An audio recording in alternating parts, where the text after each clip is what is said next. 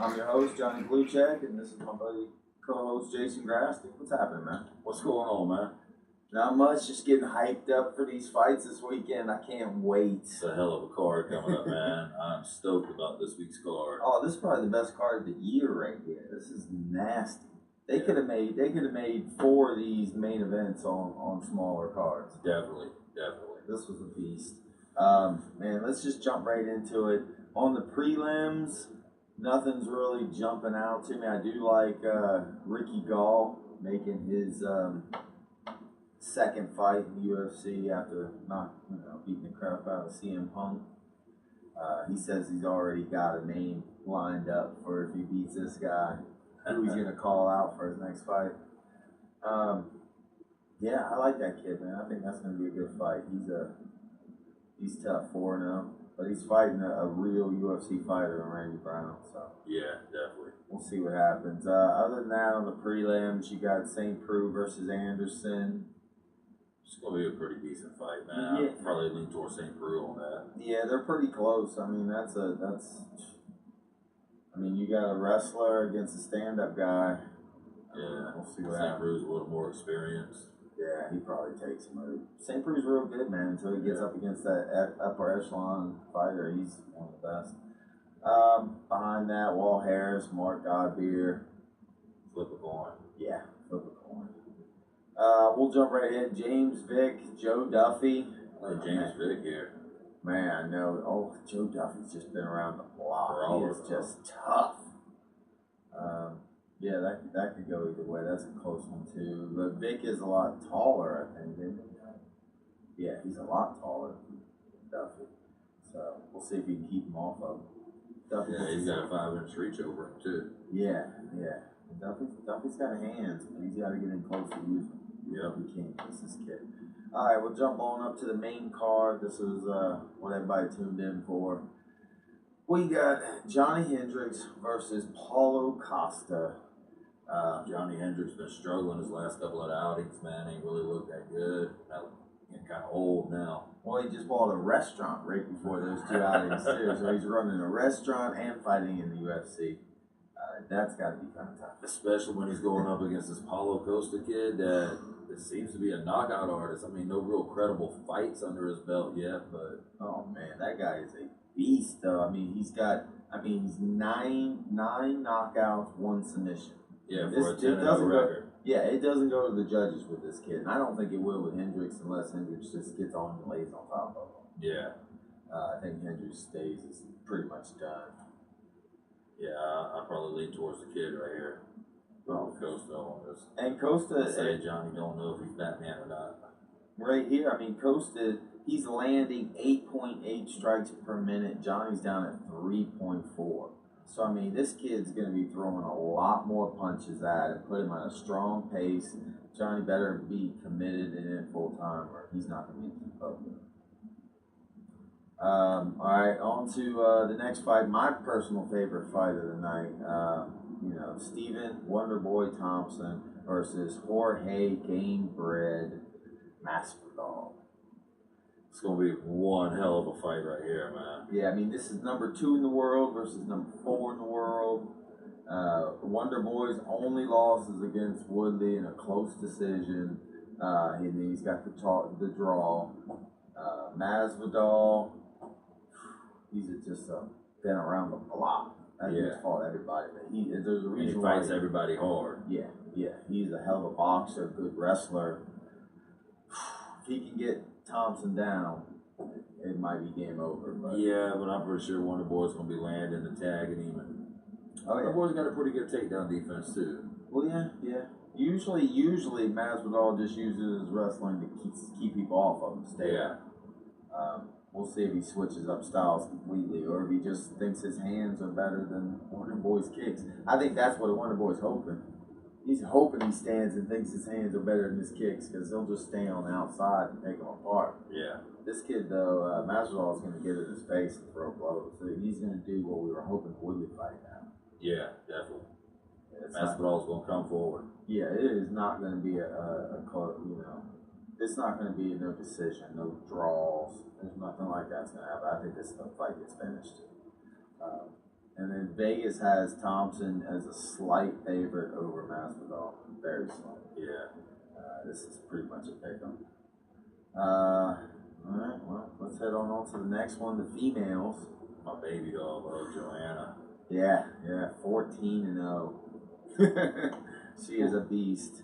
But she's going up against a young, up-and-coming Rose Namajunas.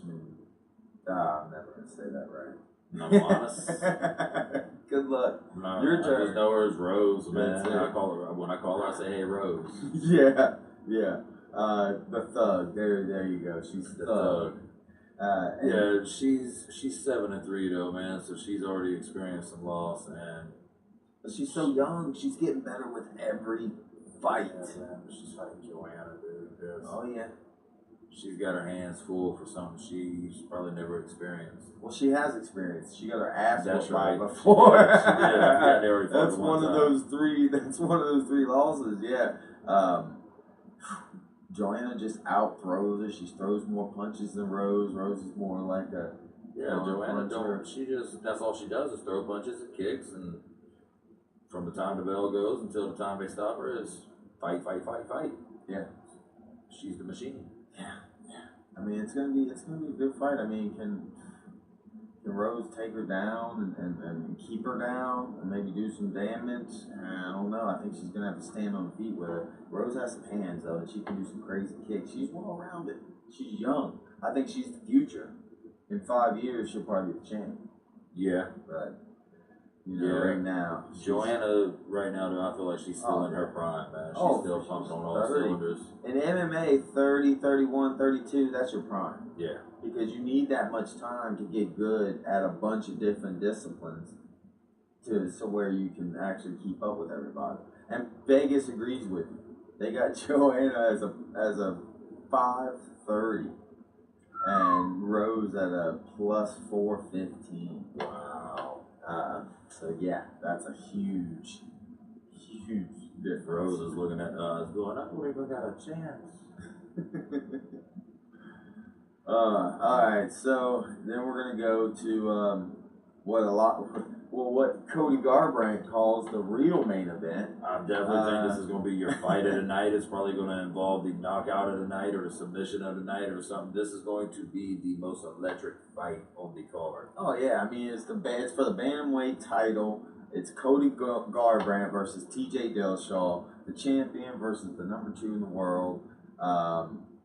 Cody 11-0, but I mean when you look back, other than Cruz, really ain't fought nobody. No. But he does knock people out. He doesn't go to a decision. He finishes the fight. Yeah, that he does, man. He's got that gift from God where he puts it on your chin and you go to sleep. You got a lot of bad blood in this fight too, man. That makes a big difference on who can control the emotion of the hatred during the fight. Boy, I remember. I mean, Ultimate Fighter when Cody snatched him up by the neck. Yoked him up. Get over here. Yeah, that was sick. So he just looks like a lion, but man. Dillashaw is so he's methodical in his technique, man. I mean, his technique is almost flawless when he's fighting. Yeah, I mean, he's definitely a more of a thinking fighter, and he's real calm and cool. But remember, TJ just lost a close decision to Cruz, whereas Cody just went out and beat the brakes off him. This is true. This is very true. So we'll see, man. I mean, that's gonna be a tough fight. That's gonna be a great fight. I can't wait for that one. Can't wait at all. That moves us on to our main event, our main card. Bisping versus St. Pierre, coming out of retirement, 4 years. St. Pierre been gone too long. Well, St. Pierre's slower. He's not as strong. I mean, he is going to be bigger. Yeah. Than what he's normally been. Yeah, but is it going to be a tight 6-pack hard St. Pierre that we see, or is it going to be like when Conor moved up to 170 and he comes in at 169 and he's kind of a little bit, just trying to fill it up. Ripped, man. You've been off, you've been putting the weight on slowly, building it up as you're working out. I think St. Pierre comes out ripped, man. He's too disciplined to come out not looking 100% in shape. Yeah, he is very disciplined. I'm not gonna I mean, he is a reason why he was the champion. I mean, when he had like 9 title defensive or something like that, some kind of the ninja, dude. Yeah, but I just wonder when these old guys come back after 4 years. I mean, the sport is growing so fast. You know what I mean? It's like when we say, dude, the old time boxers be able to take it against these athletes we got today. It's the same thing in the UFC, only it's growing faster. UFC's only been around, what, maybe 20 years? Yeah, maybe. Yeah, so 4 years out of that is a huge amount of time. I mean, it's growing so fast, the sport, that 4 years can seem like a lifetime. I mean, it could just pass them by. There's a lot of stuff that just... You just go down St. Pierre's record, man, and he's put away some big names. Granted, he hasn't fought in a while, but he has put down some big names over his reign. Oh, when you say he hasn't fought in a while, I mean, 4 years. That's 4 years. You step away from the game. And don't forget Johnny Hendricks on that last fight that he won. That was, I mean, when I looked at the fight, I said that could have won either way. Yeah, I thought Johnny won that one. I thought they kind of gave that one to George. So I don't know. And Bisping's hard to take down. I mean, that's everyone's game plan. And Bisping is like a fucking Mack truck. Yeah, it's hard to get him down, and he's used to fighting guys that are way bigger than George St. Pierre. Way bigger. I mean, he's used to fighting these big wrestlers. So when you're talking about a guy that's used to fighting at 170 coming up to 185, Bisping walks around over 200 pounds. Yeah, he trims down to come fight. Yeah. So it's not going to be close. What's the odds on that fight? I think that's a pick'em. Is it really? Yeah, that is a pick'em. I kind of thought St. Pierre would be the favorite in it. Yeah, what I'm showing is it's pretty even. Let me double check it, but I'm pretty sure. Yeah, okay, so Bisping is a negative 105. Pierre is a negative 115. So yeah, that's a pick'em. Yeah, I mean that's as close to a pick'em as you're ever gonna get. My pick'em is we roll with the ninja.